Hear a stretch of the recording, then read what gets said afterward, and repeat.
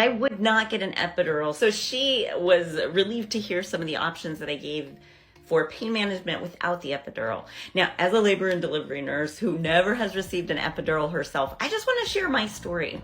So I was young when I had my kiddos, and I was terrified of the needle of an epidural. And I had heard so many horror stories about the epidural, so I was scared out of my mind. I was way more afraid of getting the epidural than I was of feeling the pain of labor. And so I just focused on learning different ways of breathing and coping. And I have to say, I was very fortunate to be one of those that was laboring fast. Even for my first child, my labor went quite quickly. My water broke at 10 in the morning and I delivered by 3:30 in the afternoon. So that's pretty fast for your first kiddo. But here's the thing, even now, as a labor and delivery nurse who's seen so many epidurals, I don't even know how many, and I've seen so many women give birth naturally, both in the home and in the hospital.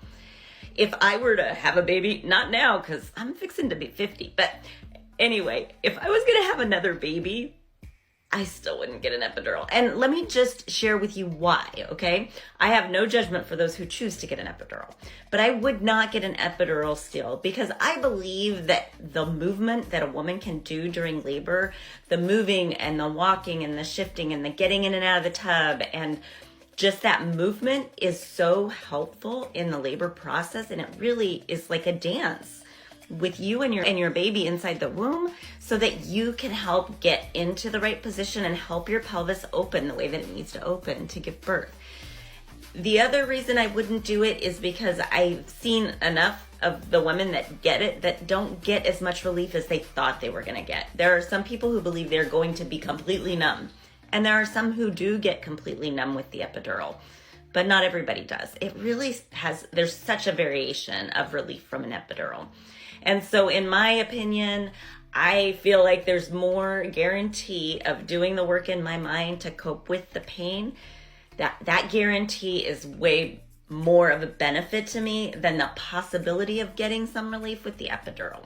Also, some of the side effects from the epidural that people don't talk about, like the itching. Oh my gosh, I have so many patients that are like, oh my gosh, the itching is horrendous. If I'd have known I was gonna itch this bad, I wouldn't have gotten it.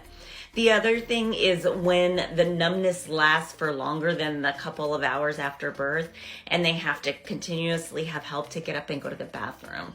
So with those two reasons alone of side effects, that's another reason I personally wouldn't get an epidural.